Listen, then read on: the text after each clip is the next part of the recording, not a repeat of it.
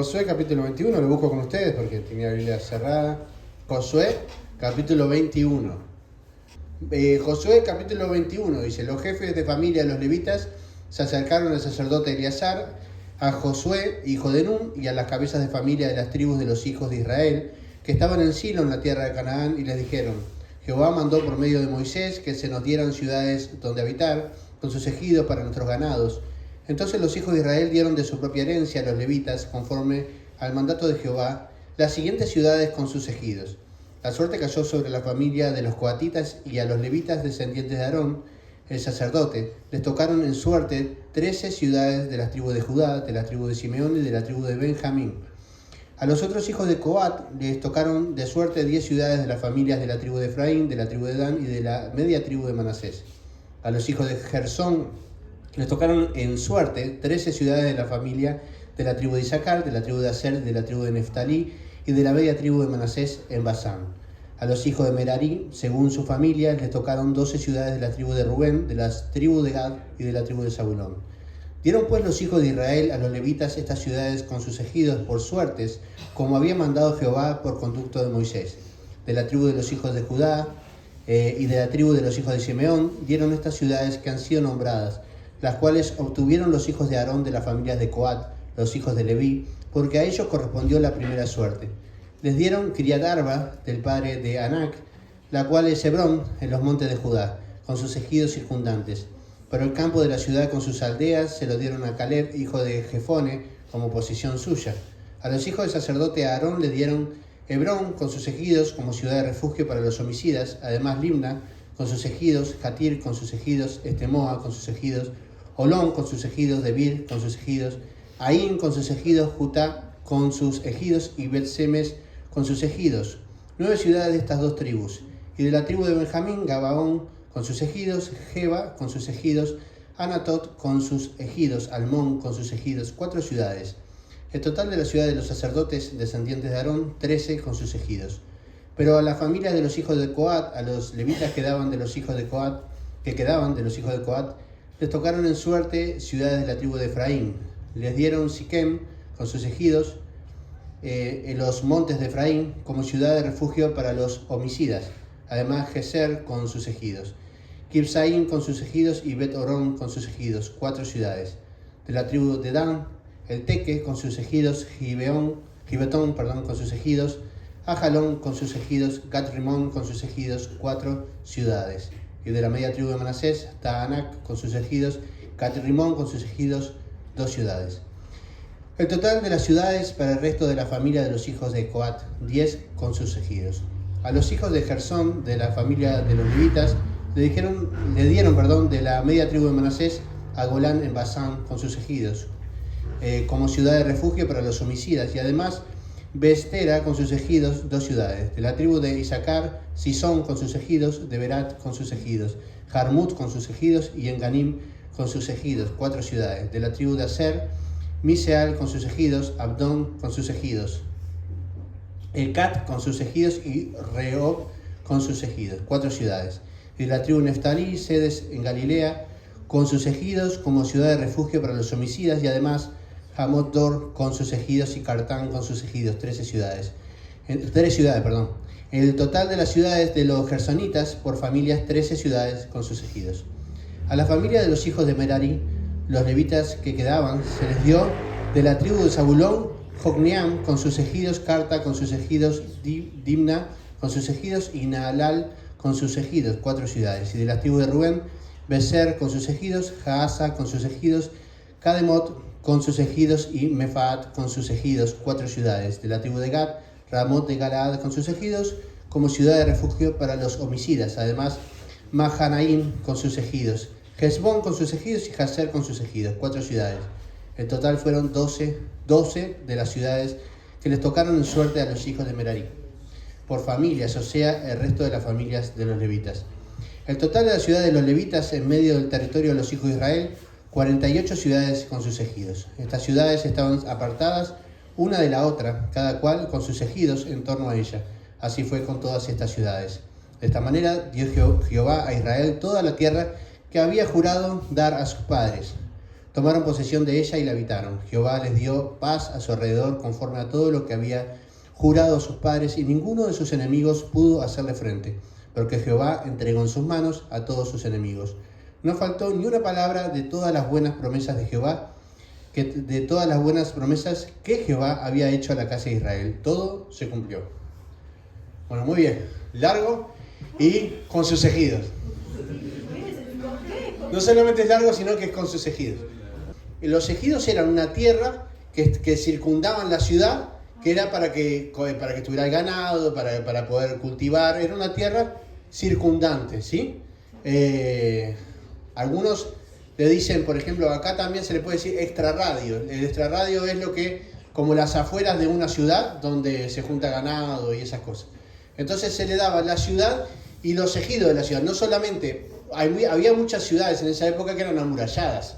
Entonces cuando se hablaba de la ciudad, se hablaba de lo que estaba dentro de las murallas, ¿sí? Cuando habla de los ejidos, es la tierra que está fuera de las murallas.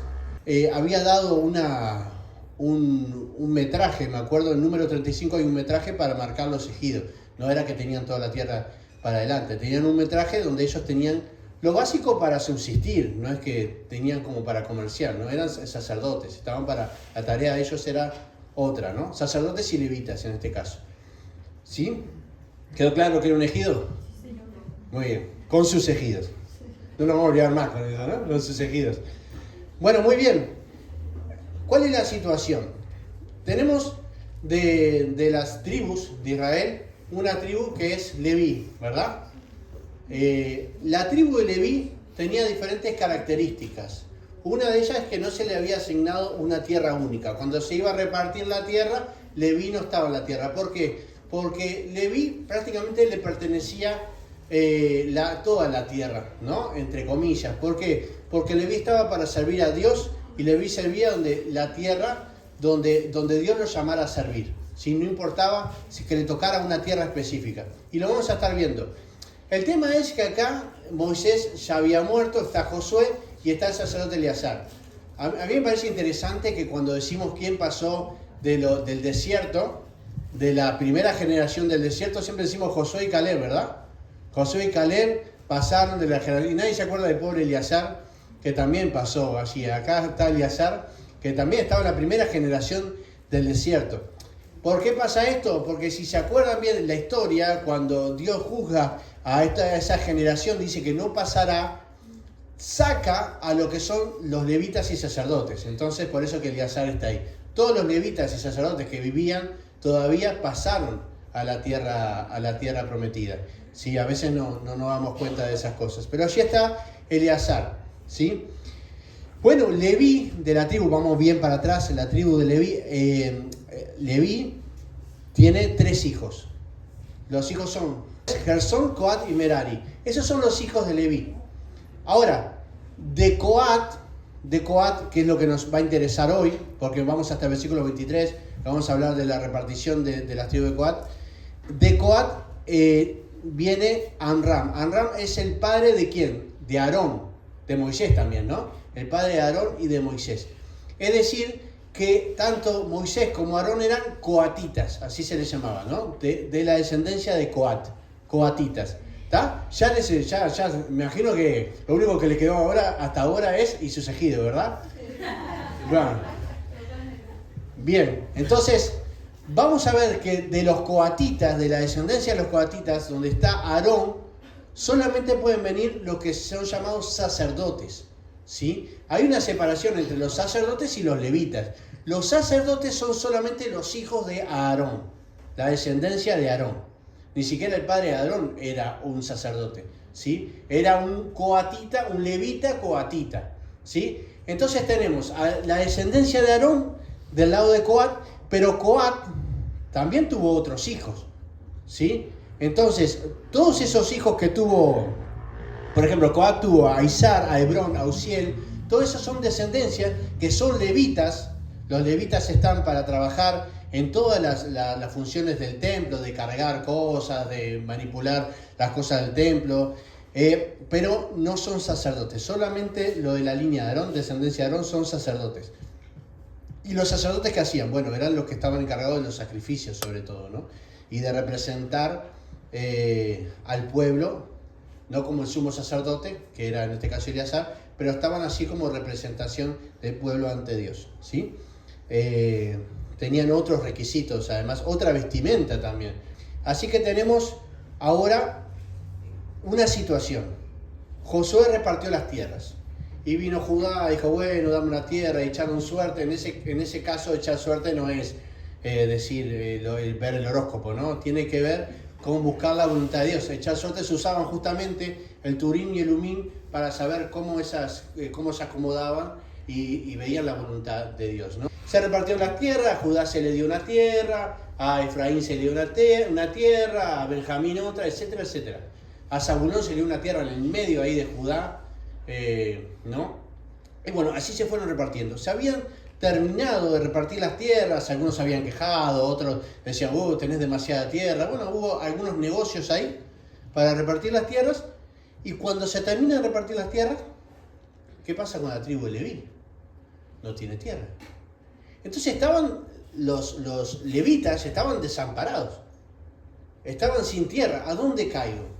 ¿Me toca conseguir un tío de Judá o un primo de Benjamín que me abra las puertas para que me dé la oportunidad de quedarme a dormir? ¿Cuál es mi tierra? Me podían echar de todos lados porque ninguna era mi tierra. Pero Moisés había aclarado de que Leví iba a tener una tierra en cada una de las tribus, ¿sí? Entonces, en la geografía, Moisés había establecido que iban a haber 48 ciudades que iban a pertenecer a los levitas. Dentro de esas ciudades iban a haber ciudades de refugio, ¿sí? Que estaban dentro de las 48, que también las mencionamos acá, ¿no? Que eran para recibir a los homicidas. Cuando dice así, decimos, recibe a los homicidas. Bueno, eran personas que habían cometido un homicidio sin querer, ¿no? Fue sin querer, se me cayó solo el martillo en la cabeza. Entonces, como estaba el Goel, el vengador de la familia del muerto, y lo iba a ir a buscar para vengarse justamente, ojo por ojo y diente por diente, entonces tenía la posibilidad de correr hacia el lugar de refugio y ser protegido en ese lugar. Ahí empieza la historia. Vienen los levitas y le dicen a Eleazar, le dicen a Josué, reúnen a Josué, a las cabezas de familia también de las tribus, y a Eleazar, y le dicen, mira, Moisés nos prometió algo. Esto es interesante porque ellos podrían haber peleado la cuestión mucho antes, ¿no? Podrían haber discutido cuando se estaban repartiendo la tierra, pero Moisés nos dijo que... No, ellos esperaron y después fueron con la promesa que Dios les había dado de estar y habitar una tierra, ¿sí? Estaban seguros en la promesa de Dios y por eso esperaron, porque sabía que si Dios se lo había prometido, Dios lo iba a cumplir. Era simplemente esperar el momento para decir, mira, acá está escrito. Aparte, los levitas eran los que guardaban los rollos, los escritos, no había forma de zafar. Ellos tenían el mensaje de Moisés con ellos. Entonces, allí estaban, dice, mira, acá, mira Josué, mira acá, abrí el número 35, le dice, ¿no? Abrí el número 35, Josué, ahí Josué con el celular, número 35, y ahí puso, y dijo, no, es verdad, sí, Moisés dijo esto, 48 ciudades, sí, bueno, hay que dárselas.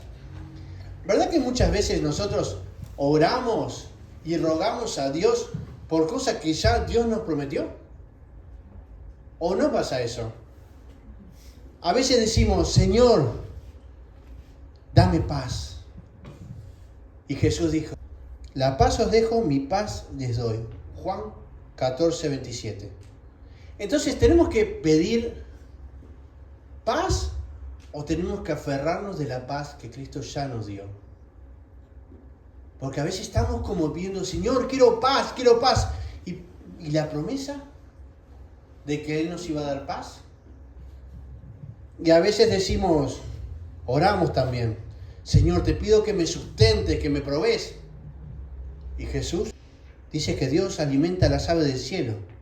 ¿Cuánto más nos va a alimentar a nosotros, que valemos mucho más que ellas? Eso está en Mateo 6:26. Entonces, ¿debemos orar para que Dios nos dé la provisión? ¿O debemos confiar en que Dios está a nuestro cuidado y Él nos provee? Porque a veces no nos aferramos de esas promesas. oramos, Señor, auméntame la fe. Cuando allí, en Mateo 17:20, que a veces está mal traducido, ¿no? En algunas versiones más modernas aparece bien. Dice, pues nosotros hasta lo cantamos, dice, si tuviera fe como un grano de mostaza, pero no es si tuviera fe como un grano de mostaza. Lo que Jesús le está diciendo, con la fe que tienen ustedes, que es poquita, que es como un grano de mostaza, con esa fe que ya tienen, si le dijeron a la montaña que se mueva, la montaña se moverá. Con la poca fe que tenemos, podemos hacer grandes cosas. Eso es lo que está diciendo. Pero Señor, aumenta nuestra fe. Para aumentar nuestra fe solamente tenemos que apoderarnos de su promesa. Ser obedientes. ¿Qué es aumenta nuestra fe? Ella nos dio todo lo necesario para caminar en fe delante de Él. Es que solemos rogar por aquellas cosas que Dios ya nos prometió y de las cuales debemos aferrarnos como los levitas cuando presentaron, mirá, esto no es algo que te estamos pidiendo, Josué, no es algo que nosotros queremos, es algo que ya tenemos por ley. Dios nos dio estas ciudades, es una promesa, por ende las tenemos que recibir. Saben, hermanos, que muchas veces pasamos los días pidiendo como huérfanos lo que ya tenemos como hijos. Tenemos una cantidad de cosas, pero nos olvidamos de que el Padre ya nos dio aquello cuando nos hizo hijos de Él y nos adoptó en la familia como hijos. Ya no los llamaré niños, sino que los llamaré hijos. Es como si, me imagino a mi hijo, bueno, Gabriel o a los más chicos, rogando a Dios, Señor, te pido que mañana a mamá y a papá se le ocurra darnos el almuerzo. No le damos el almuerzo así para dudas, no hagan así. Señor, te pido eso. Ya lo tiene por contado, ya sabe que va a tener el almuerzo al otro día. Veremos, lo vas a tener. Muchas veces nos olvidamos de que Dios ya nos prometió las cosas y oramos como si fuéramos huérfanos y no hijos.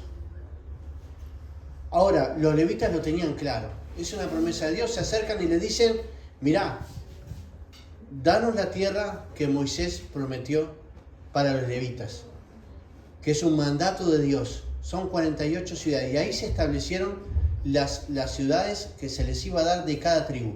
Lo mejor es que tuvieron valentía, no solamente esperaron el momento, fueron valientes a reclamar lo que Dios ya les había dado. ¿Sí? A veces no somos muy valientes para reclamar, a veces nos callan y nos reprimen porque no quieren escucharnos, ¿no? Hay que ser valiente para pararse y decir las cosas como son. Yo doy gracias a Dios por esta iglesia, obviamente, doy gracias a Dios por esta iglesia, pero el hecho de que cualquiera de ustedes pueda hablar con nosotros y decir, mirá, Miguel, dijiste un disparate en la predica, no estoy de acuerdo, la pifiaste, eso de los ejidos no me gustó. Ahora, es bueno eso, pero cuando nos limitan y dicen, no, mirá, Eleazar y Josué pueden decir, che, ¿quién manda acá?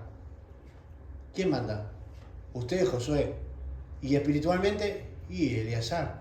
¿Y ustedes? No, nosotros no. Bueno, bánquesela. No, Dios se lo había dado. No es un tema de hombres, de autoridades. Acá no hay personas que decidan por encima de Dios. Dios nos ha dado promesas que son para cada uno de nosotros y debemos reclamarlas. ¿Sí? Y cuando vemos algo que contamina lo que Dios le da a la iglesia, cada uno de nosotros debe pararse firme y ser embajador de Dios y decir, eso no está bien. Ahora, ¿cuál fue la consecuencia de esto? Las tribus le dieron las tierras. Y se las dieron con orgullo. ¿Por qué? ¿Qué querían las tribus? La presencia de los levitas y de los sacerdotes era una bendición. Era estar más cerca de Dios. Era gente que podía guiar al pueblo. Y hermanos, nosotros somos esos levitas y sacerdotes. Algunos son más levitas, ¿no? Porque levitan el estudio, levitan el trabajo. Pero nosotros estamos llamados a ser levitas y sacerdotes, a servir a Dios.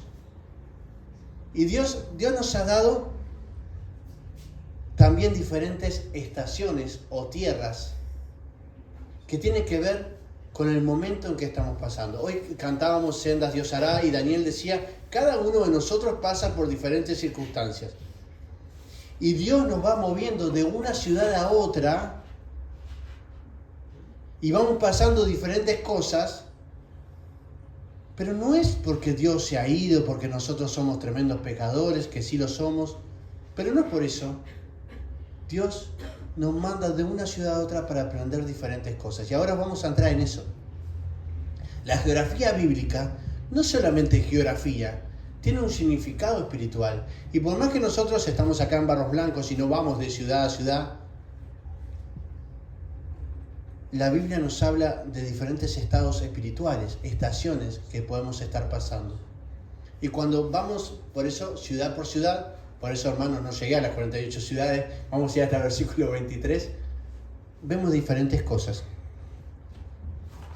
Miren, la primera ciudad que le da a los sacerdotes, a los hijos de Aarón, es Hebrón.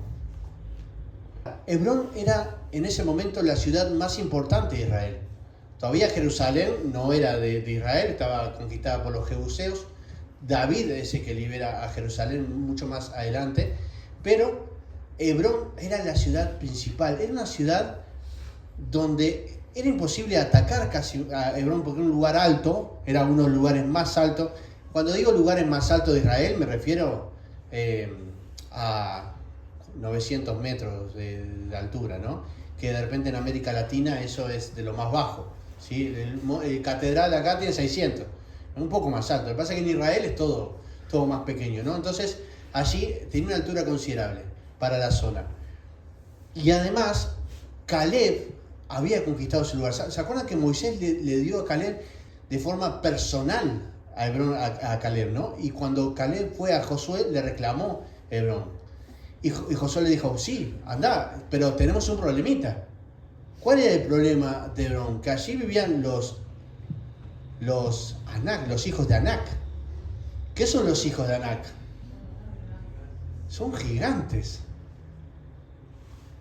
Los mismos que Caleb había visto cuando fueron de espías con Josué y otros 10 a ver la tierra, esos que los iban a aplastar como langosta, esos eran los hijos de Anak que ahora estaban en la tierra de Hebrón. Y Caleb ya era veterano. Si no me equivoco, dice que tiene 80 años. 80 años y dice, me los como crudo. Con papita frita me los como. Y fue y conquistó Hebrón. Y se quedó con Hebrón. Y saben que hay algo que no se cuenta, pero que está en la historia de Israel. Era conocido el lugar como la guardia de Caleb. Todo el ejército, había un ejército que rodeaba todo Hebrón, que era la guardia de Caleb.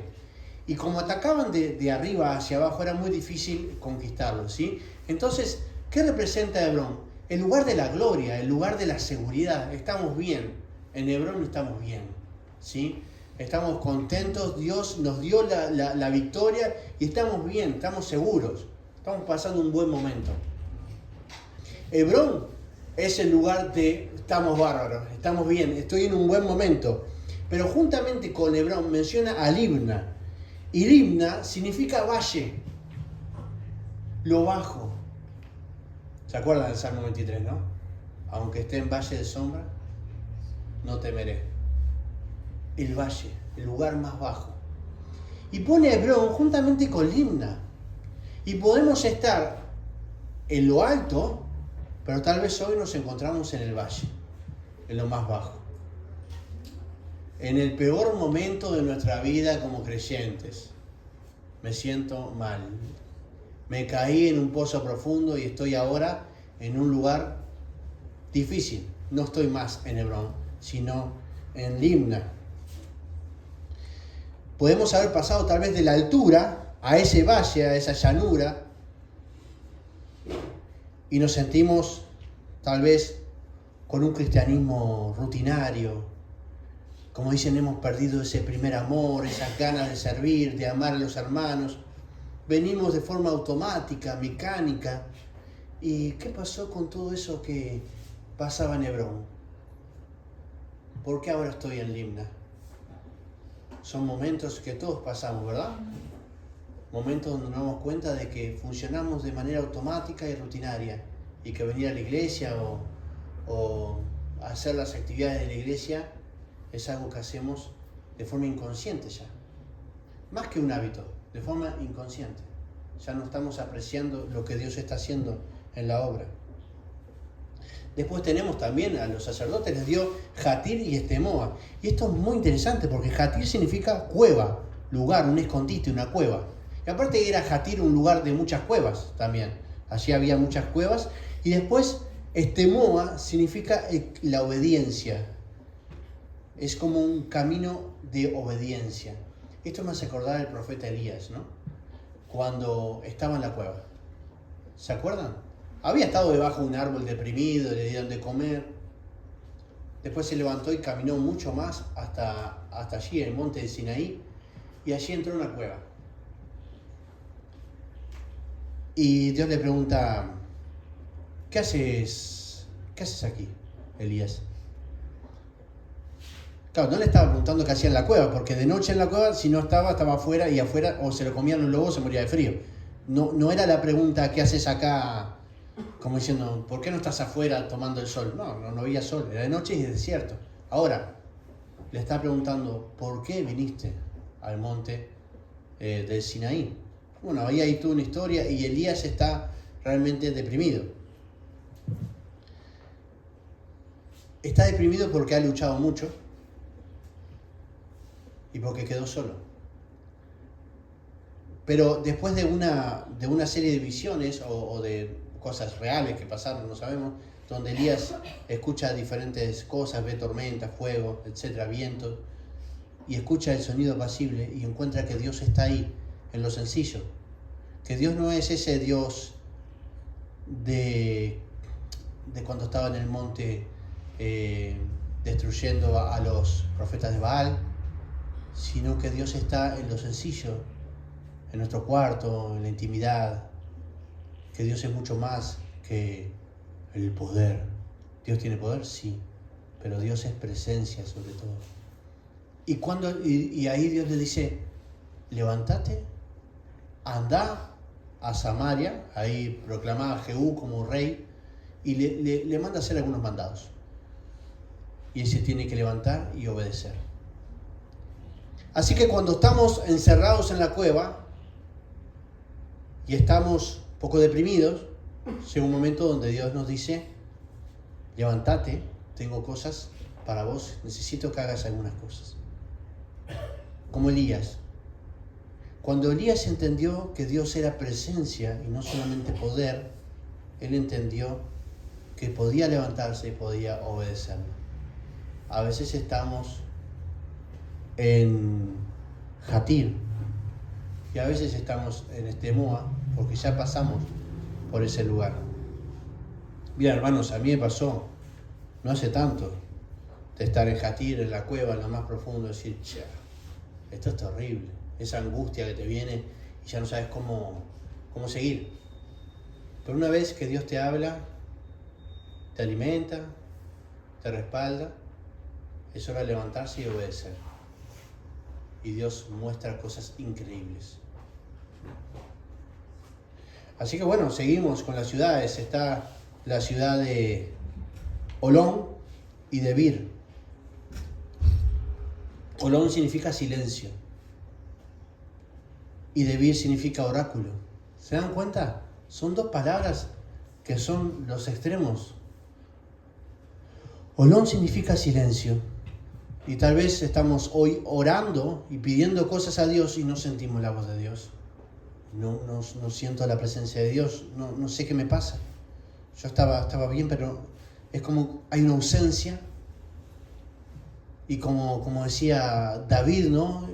¿Por qué me abandonaste? Y sentimos ese vacío y ¿por qué Dios no me responde? Y estamos en la estación del silencio, donde Dios está probando nuestra fidelidad. No responde, hay silencio. Cuando somos capaces de entender de que el silencio de Dios nos prueba nuestra paciencia, ni nuestra confianza, nuestra fe, entonces el oráculo, que es la palabra, el consejo de Dios, llega. Nos vamos de Olón a Debir, que es nuestro sustento. La palabra como nuestro sustento. El silencio no se ve como un hambre espiritual, no es como que nos falta el alimento. Debir es el sustento de Dios, es la palabra de Dios. Miren, hermanos, si estamos en el silencio de Dios, si no escuchamos la voz de Dios, si insistimos y parece que no pasa nada, hagamos una mudanza de Olón a Debir. Vayamos a la palabra de Dios. Insistamos en leer una y otra vez la palabra de Dios. Y la palabra de Dios nos dará el sustento necesario para salir adelante. Ahora, hasta acá recorrimos algunas ciudades, ¿no? Algunos estados en los cuales podemos estar. El tema es, ¿qué pensamos cuando estamos ahí? Pensamos que somos nosotros. No, somos nosotros. Yo me alejé de Dios, o estoy mal, o no puedo con tal cosa. Pero ¿por qué no pensamos que es una estación de la vida del cristiano que a veces hay que pasar? Que hay que atravesar. Y que está bien. Y que Dios nos va a enseñar. Queremos siempre estar wow, con todas las pilas. Pero el camino en el Señor, en esta tierra, no es así. No es así. Pasamos por valles. Pasamos por momentos difíciles. Pasamos por el silencio de Dios. Pasamos por lugares asombrosos donde nos sentimos bien. Pasamos por lugares donde la palabra de Dios transforma nuestras vidas. Y así es la vida del cristiano. Y no estoy hablando de pecado, ¿eh? Pecamos a cada rato. Por eso el arrepentimiento tiene que ser constante. Estoy hablando de estaciones de la vida. Podemos estar en diferentes momentos de nuestra vida. Y eso está bien. Es donde Dios nos quiere. Hay 48 estaciones diferentes donde podemos estar y Dios nos quiere en ese lugar para que experimentemos eso y para que aprendamos. Si Dios nos pone allí para que aprendamos y nosotros nos alejamos de Dios, perdimos. Perdimos la promesa de Dios, perdimos la herencia de Dios, perdimos la lección que Dios nos quiere dar. Porque la gente se aleja cuando pasa por estas estaciones. Es como aquel que quiere estar bien y va al gimnasio y hace 2 pesos y duele mucho, listo, me alejo. Bueno, pero entonces no vas a estar bien como querés. Dios nos tiene ahí y duele, sí, a veces duele. A veces nos vemos los músculos y decimos, está funcionando, ¿eh? Cuando no duele decimos, crecí. Y a veces duele, esa es la parte fea, ¿verdad? En el estado que estemos, entendamos de que la vida en el Señor es una escuela.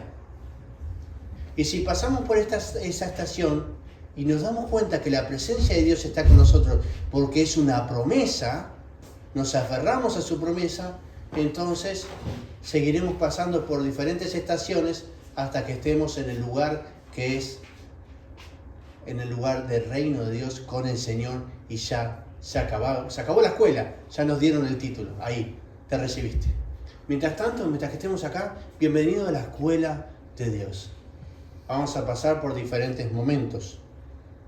Después tenemos a Ain y Juta. Miren, esto habla del servicio, ¿no? A veces se dice, bueno, ¿qué es lo importante? Hay que salir afuera a predicar. Otros dicen, no, pero la iglesia local es importante. Acá el Señor pone las dos juntas. Ain significa oasis. Es un lugar en el desierto único. Si uno se aleja del oasis, ¿qué pasa? Va a tener sed, ¿verdad? Una vez que encuentra ese oasis, se queda en ese lugar y disfruta del agua que está ahí, guarda agua, hace todo ese trabajo ahí. Es un oasis en el medio del desierto. Mientras que Debir significa el lugar, perdón, Debir no, Juta significa el lugar ensanchado, irse más allá del lugar en que estás. Dios te puede llamar al servicio de la iglesia, te puede llamar a las misiones. Dios te pone donde quiere. Estamos en la iglesia, sirvamos en la iglesia. Te llama a otro país y bueno, no puedes estar presencialmente, puedes orar igual por la iglesia. Tenés que ir a otro lugar. Dios donde te llame. Estás en la iglesia, serví en la iglesia. Es el lugar donde Dios se estableció para vos. Y eso también es una escuela. Y en cada lugar de servicio Dios te va a enseñar. Y tenemos a Bet-Semes, que se llama el lugar, significa el lugar del arrepentimiento. Y esto tiene que ver con una estación donde hacemos una pausa y nos arrepentimos. Mira, hermano, no estoy diciendo que a veces pensamos que el arrepentimiento es cuando realmente metimos la pata mal, ¿no? Cuando ya estamos pisando barro como locos, ¿no? Pero el arrepentimiento tiene que ser algo diario. Y a veces tenemos que tomar tiempo para decir, Señor, como decía Isaías, ¿no? ¿Qué es lo que tengo que hacer? ¿Qué estoy haciendo mal? Y una vez que Dios nos hable, tener tiempo de arrepentimiento. El arrepentimiento es algo bueno. Es reconocer lo que estamos haciendo mal para confiar en que Dios puede hacer ese cambio en nuestra vida. Si será bueno, que eso es lo que hace que Cristo esté en nuestra vida, el arrepentimiento. Y Bet-Semes es un lugar donde nuestra santidad es confrontada, donde somos confrontados. ¿Qué hay en tu corazón? ¿Hay algo que todavía no entregaste? ¿Hay algo que tenés que entregar a Dios? Él lo va a cambiar. Es un lugar donde después de eso pasamos de grado. Es un lugar donde Dios nos enseña que podemos ir a Él, acudir en arrepentimiento y aprender la lección de no pecar más en aquello del cual nos hemos arrepentido. Hay estaciones que son de resistencia y donde Dios pone filtros para nuestra vida. Tenemos a Gabaón, que significa redención y tiene que ver, ¿saben que en Gabaón, se acuerdan la historia de Josué, no? Vienen unos de Gabaón, estaban cerca de donde estaba Josué y su ejército y se visten con ropas todas feas, ¿no? Es decir, que son como que vienen de muy lejos, con un pedazo de pan seco ahí. Y le dicen, venimos de lejos. Tenían el mandato de no hacer ninguna alianza con ningún pueblo extranjero. Pero ellos venían de lejos y Josué le dio lástima, hicieron una alianza y se unieron al pueblo de Israel, al ejército de Israel. Eran los gabaonitas, venían de ahí al lado. Venían de acá, venían de Pando, de acá, y decían que venían de allá, de Bella Unión. No, venían de acá de Pando, pero se pusieron algunas ropas, hicieron una alianza. Josué se equivoca ahí, y esto provoca de que los gabaonitas sigan con los israelitas todo el tiempo, hasta en este momento que estamos leyendo. Lo único que los gabaonitas ahora servían a los israelitas. Y hay una estación donde hay cosas de nuestro pasado, errores de nuestro pasado, tal vez pecados que hemos cometido, y nos hemos arrepentido, pero siguen estando allí molestando mucho. Y nos vienen de vez en cuando, y pinchan. Y no podemos sacarnos eso, pero si yo me arrepentí de todos mis pecados. Pero ahí vienen los gabaonitas y se muestran, ¿por qué hice alianza contigo? Ahora no te puedo sacar más de arriba. Siempre estás arriba mío. Hay cosas que molestan. Señor quiere tocar eso y transformarlo de una vez para siempre. Quiere hacer el proceso en tu vida. Quiere que entiendas que ser nueva criatura no es un simbolismo, es real. Y podemos dejar atrás aquellas cosas del pasado de lo cual nos hemos arrepentido, pero no lo hemos entregado. Y allí tenemos a Gabaón. ¿Estamos en Gabaón? Luchando con cosas que no hemos entregado. Jeba es el resguardo de los nuestros, en el versículo 17 aparece. Geba era una fortaleza militar que controlaba todos los pasos fronterizos, era uno de los lugares más estratégicos de Israel para evitar, estaba en la frontera con los enemigos y evitaba que los enemigos entraran y conquistaran. Tenía un gran ejército. Geba es el lugar de la intercesión. Esa ciudad era importante para evitar que los ataques llegaran al centro de Israel, al lugar sobre todo que estaba el tabernáculo, en Silo. Y Geba es el lugar de intercesión. Tal vez estamos pasando por un momento donde Dios nos llama a interceder por alguien. A no dormir, como se acuerdan los discípulos cuando Jesús dijo, oren por mí. Y cuando llegó estaban todos roncando. Miren, a veces lo juzgamos, pero si leemos la historia, de dónde vienen y todo lo que habían caminado y transitado y trabajado, era agotante. Estar con Cristo era agotante, porque Él no paraba. ¿Se acuerdan en aquel momento donde sanaba y sanaba y sanaba y sanaba? ¿Cómo estaban los discípulos? Dame media hora, déjame echarme una siesta. Y cuando llegaron a ese lugar en la noche, estaban agotadísimos. No los estoy justificando, ¿no? Y Dios y Jesús les pide que estén velando por Él. No pueden velar ni siquiera una hora. Y ahí estaban dormidos, babeando. Tal vez yo me hubiera dormido también, por eso digo, era un día agotador. Pero tal vez Dios nos mande a estar intercediendo, a no estar dormidos. ¿Podemos interceder aunque sea una hora por ahí? Dios nos está llamando a interceder por ahí. A veces vemos la necesidad y en la oración decimos, oramos y tiramos una oración. Señor, ayúdalo. Ya oramos. Pero estamos llamados de repente en algún motivo de oración a ponernos de rodillas y tener un tiempo de oración de intercesión fuerte por esa persona. Porque a veces Dios te va a pedir que estés en esa ciudad, en esa estación. Y miren, hermanos, Dios te levanta a las 3 de la mañana, a las 4, a las 2. Te levanta y no te dormís. Y si te pide que intercedas, intercede.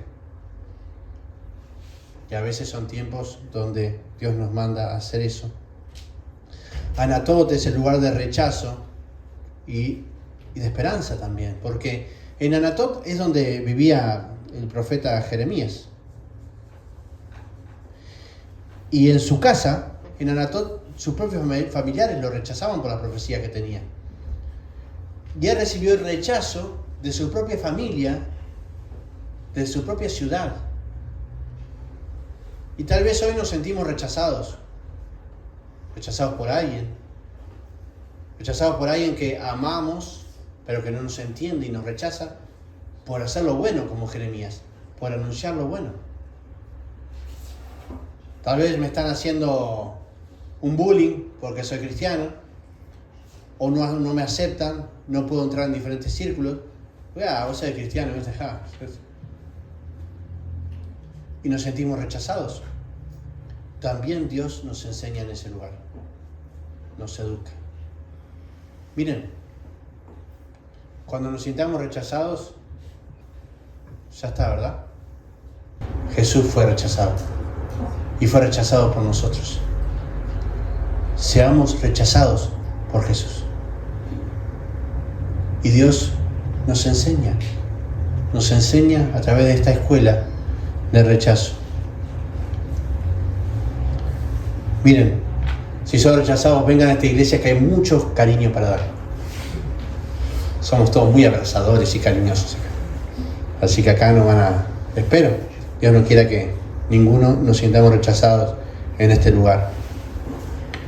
Tenemos la ciudad de Almón, que es esconder, poner fuera de la vista, significa la palabra Almón. Y miren, hermanos, este es el anonimato. ¿Cuántas veces hacemos cosas y estamos orgullosos, ¿no? ¡Wow! Que lo que estoy haciendo es grande. Dios me trajo a este lugar y a nadie le importa lo que estás haciendo. Y está bien, están en otras cosas, es decir, nadie te lo va a reconocer, nadie te va a aplaudir.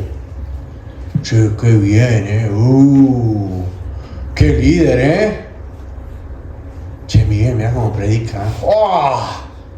Nah, no hagan eso, por favor. Pero digo, muchas veces estamos esperando el aplauso, el reconocimiento. Y está bueno cuando nos reconocen, ¿verdad? Cuando dicen, che, esto lo haces bien, seguí por este camino. Pero a veces estamos en anonimato total. Miren, hermanos, las lecciones más lindas que Dios nos da es en el anonimato, cuando nadie se entera. Eso es lo mejor. Pero a veces nos duele el hecho de trabajo y no me reconocen. No me reconocen en mi trabajo. Nunca nadie me dice, che, bien lo que estás haciendo, qué bueno. Dios nos va a enseñar en ese silencio. No en el silencio de Dios, en el silencio de los demás. Ahí Dios nos va a enseñar también. Y nos va a decir, yo estoy mirando. Yo estoy mirando. Cuando busquemos la aprobación de los demás, miremos atentamente si eso es realmente amor o es necesidad de aumentar nuestra autoestima. Pero también ahí en el silencio de los demás, en el escondite, fuera de la vista de otros, ahí Dios también nos enseña de que Él está con nosotros y es suficiente. Voy más rápido. Siquem, la carga, significa el hombro. El hombro es la parte que hace el esfuerzo para cargar, ¿no? Es la parte del cuerpo que carga, más en esa época, ¿no? Hoy nadie carga nada, ¿no? Pero en esa época cargaban con el hombro, ¿no? Bueno, sí, hay gente que carga, todavía siguen cargando. Pero el hombro era eso, y el hombro cargado era Siquem, ¿sí? Su nombre significa hombro o lomo, que es justamente el lugar donde se carga. Y podemos estar teniendo una carga ahora, una carga espiritual, algo que nos está amargando, algo que no podemos entregar. Puede ser tal vez la enfermedad de otra persona, puede ser tal vez una situación que estamos pasando en nuestra vida, pero es una carga pesada. Ahora se acuerdan de lo que dijo Jesús, ¿no? Vengan a mí todos los que estén cargados y cansados, que yo los haré descansar. ¿Por qué? Porque mi yugo es liviano y ligera es mi carga. ¿Por qué? Porque ¿saben lo que es enjugarse con Cristo, no? Un yugo es una pieza de madera que va al cogote de dos animales, ¿no? Y es rígido en el medio, entonces tienen que ir los dos parejos.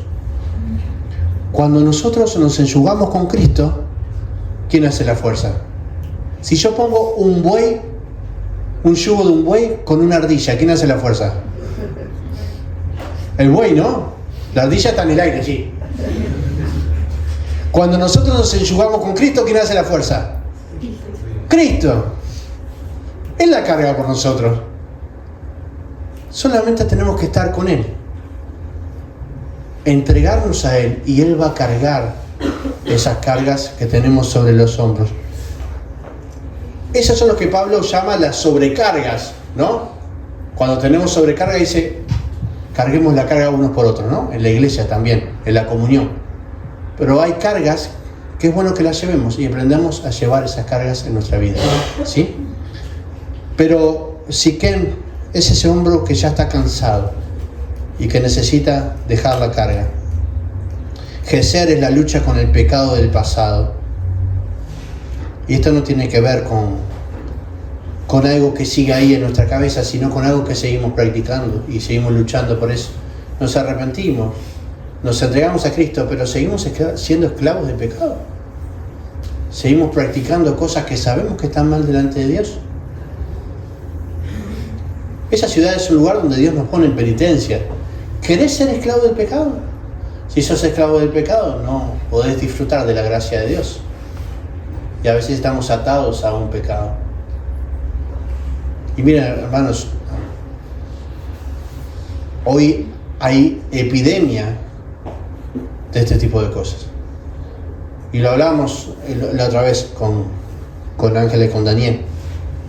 Está todo súper sexualizado, súper sexualizado, con Marta también, súper sexualizado. Y hoy día el problema en general de la juventud, y cuando digo juventud tal vez se extienda bastante hacia arriba, hablamos de pornografía, hablamos de todo lo vinculado a lo sexual, que las iglesias no están exentas de eso, menos los jóvenes en las iglesias.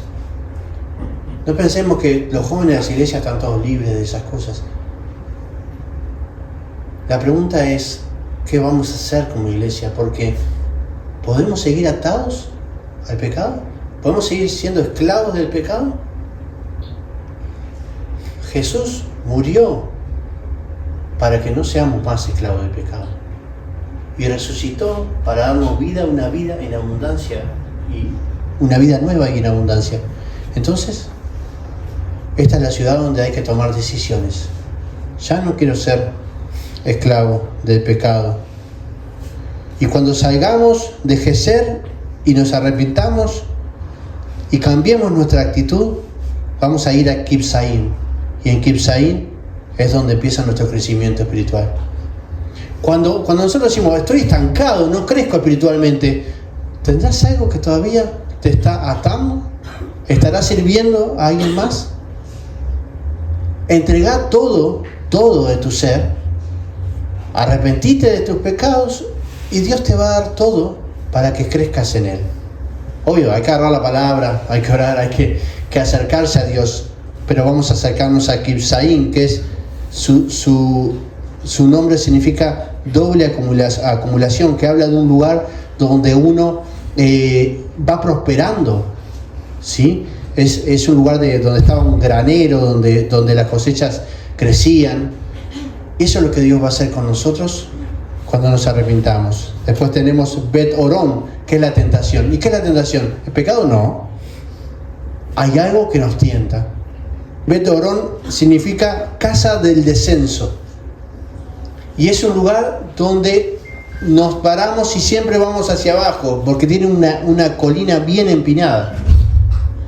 Y así es la tentación, nos quiere arrastrar hacia abajo. ¿Estamos tentados? Porque tal vez todavía no caímos, pero hay una tentación que está a la puerta.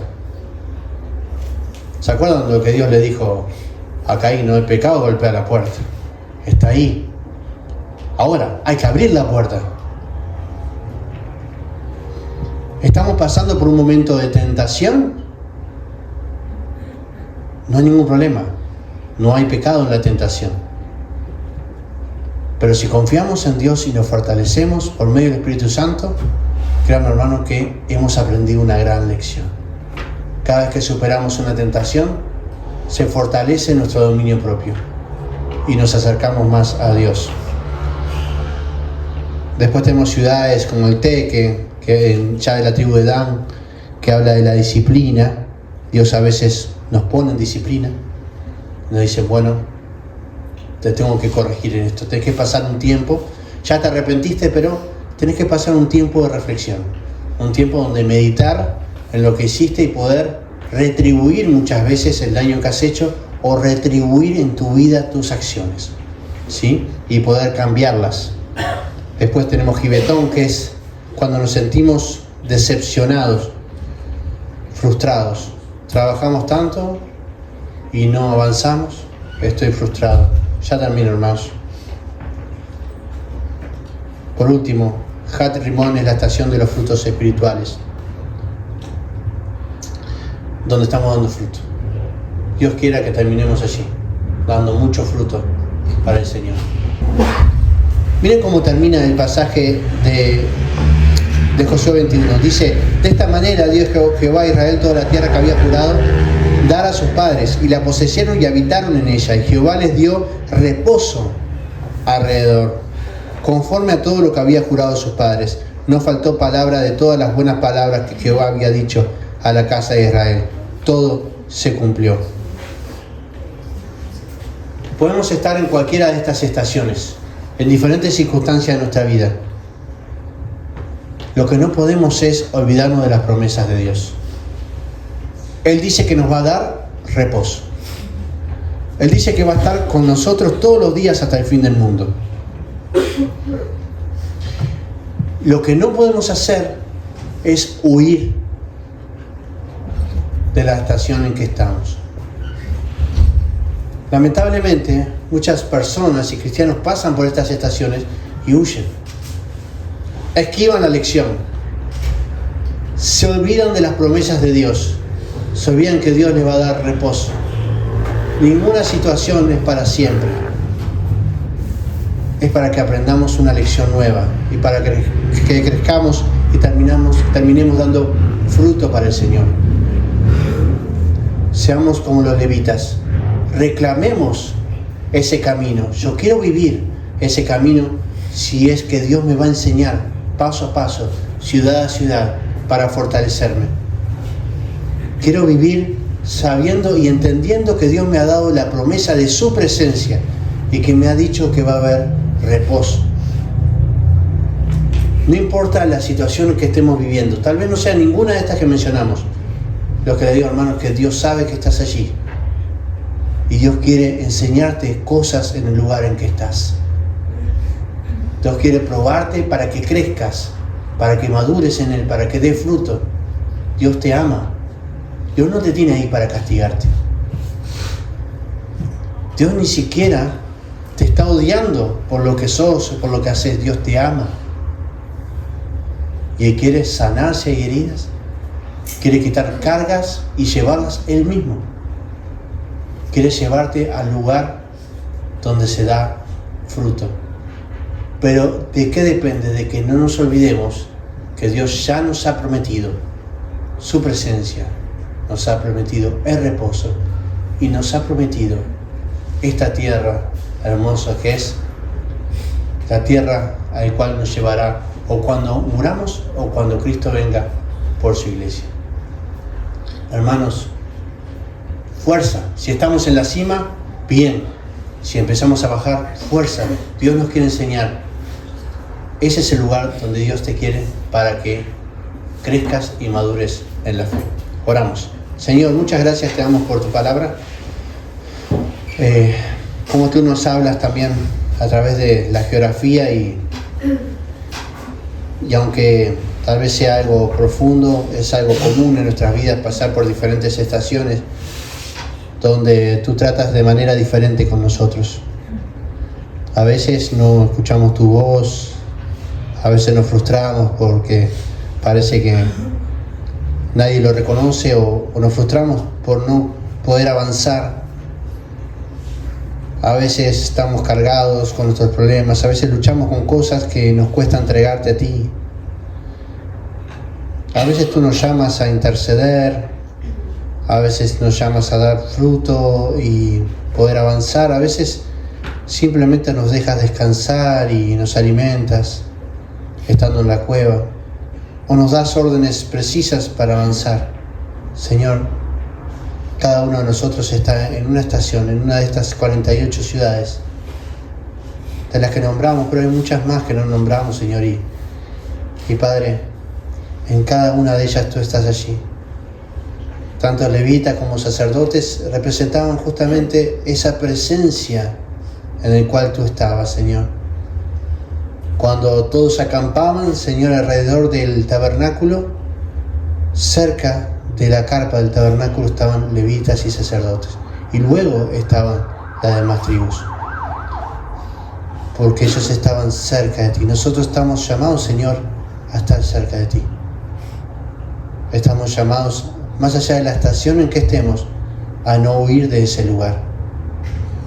Somos tus sacerdotes, tus representantes en esta tierra, tus embajadores. Ayúdanos a madurar y a crecer en la fe a través de cada situación en nuestra vida. Te damos gracias, Padre. Gracias porque tú no nos dejas, porque siempre estás con nosotros y confiamos en la promesa que tú nos das todos los días hasta el fin del mundo y más allá. Gracias te damos en nombre de Cristo Jesús. Amén.